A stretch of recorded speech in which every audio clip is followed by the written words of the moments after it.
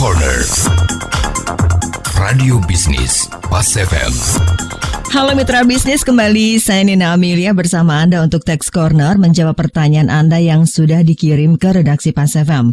Pertanyaan kali ini datang dari Bapak Victor di Jakarta.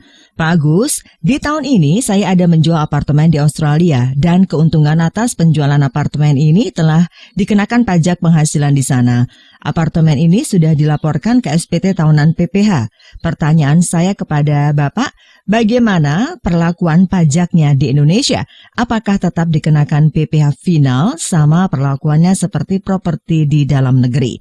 Baik Pak Victor di Jakarta, pertanyaan Anda akan dijawab oleh Bapak Agus Sesantolihin, tax partner dari ATS Consulting. Saya akan jelaskan bahwa untuk ketentuan perpajakan di Indonesia, di sini menganut konsepnya adalah worldwide income. Nah, artinya worldwide income itu adalah penghasilan yang mana diterima oleh wajib pajak itu baik berasal dari dalam negeri maupun dari luar negeri, itu harus dilaporkan oleh wajib pajak yang bersangkutan. Nah, kadang-kadang memang seringkali wajib pajak karena merasa, saya punya penghasilan di luar negeri dan sudah dikenakan pajak. Ya, nah artinya saya sudah tidak perlu melaporkan lagi atas penghasilan ini yang di luar negeri itu di SPT. Nah, ini keliru.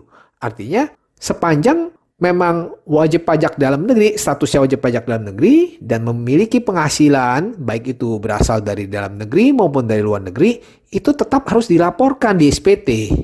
Ya. Nah, jadi mekanismenya adalah menggabungkan semua penghasilan, ya, baik itu berasal dari dalam negeri maupun dari luar negeri di SPT tahunan PPH bersangkutan. Nah, tetapi memang di sini dari pertanyaan Pak Victor disebutkan kalau ada PPH yang dipotong oleh di otoritas pajak di Australia. Nah, artinya sebenarnya bisa, ya, artinya pajak yang dipotong oleh otoritas pajak di Australia itu bisa dijadikan sebagai kredit pajak, ya, sebagai pengurang bagi PPH yang akan terutang di Indonesia. Nah, jadi nanti PPH yang luar negeri itu bisa dikreditkan di tahun pajak, ya, di tahun pajak yang mana di tahun pajak yang menerima penghasilan tersebut. Nah, jadi kalau kita lihat aturannya itu, aturan mengenai pengkreditan pajak, ya, atas penghasilan dari luar negeri itu diatur di ketentuan kita di Peraturan Menteri Keuangan nomor 192 tahun 2018. Nah, di situ mengatur mengenai pelaksanaan atas pengkreditan pajak atas penghasilan dari luar negeri, yang mana mengharuskan wajib pajak dalam negeri itu untuk membandingkan mana yang paling kecil yang diakui sebagai kredit pajak. Nah, jadi kalau keuntungan atas penjualan properti di Australia ternyata misalkan dikenakan pajaknya misalkan 40%. Nah, ternyata PPH terutang maksimal di Indonesia itu adalah 35%. Nah, artinya tidak boleh semuanya diakui, ya, tidak boleh diakui seluruhnya kredit pajaknya itu. Nah, kita lihat karena yang harus diakui yang paling kecil.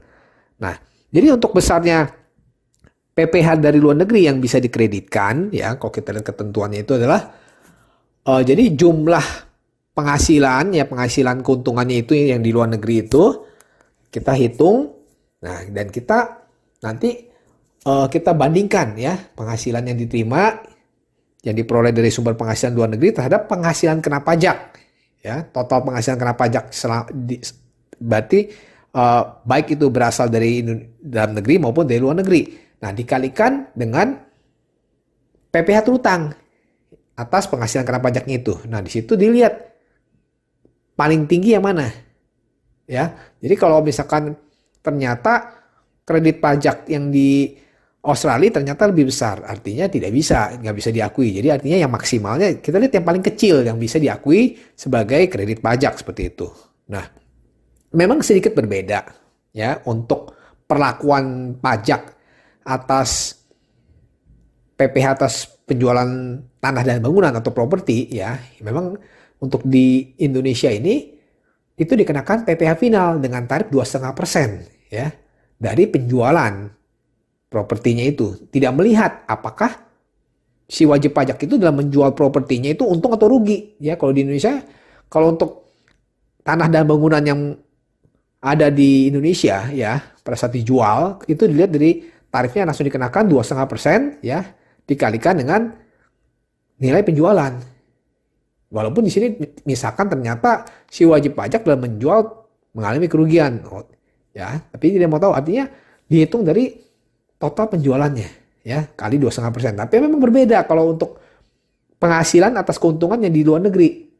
Nah, untuk yang penghasilan atas keuntungan penjualan dari properti di luar negeri itu dikenakan tarif umum, bukan tarif PPh final, ya. Jadi keuntungannya itu diakui, ya, digabungkan dengan penghasilan di Indonesia, ya, dikenakan tarif yang sifatnya tidak final, ya. Ini sifatnya tidak final. Kalau sedangkan kalau untuk penjualan properti yang di Indonesia itu sifatnya final. Nah, kalau yang keuntungan atas penjualan properti yang di luar negeri itu bersifat tidak final. Jadi nanti digabungkan dengan penghasilan yang ada di Indonesia, dikenakan tarif pasal 17. Ya. Tarif pasal 17 yang mana sifatnya progresif. Nah, jadi nanti untuk bukti potong PPh-nya itu, ya, itu bisa diakui untuk tahun pajak 2022. Artinya misalkan kalau karena peristiwanya itu terjadi di tahun 2022, maka itu bisa diakui di SPT tahunan PPh tahun 2022. Oke, demikian penjelasan dari saya. Saya Agus Santolihin, semoga bermanfaat untuk Pak Victor dan pendengar Pas FM. Demikian Agus Susanto Lihin, Tax Partner ATS Consulting dalam Tax Corner Radio Bisnis Pas FM. Jika Anda memiliki pertanyaan seputar pajak, email ke redaksi@pasfm.com.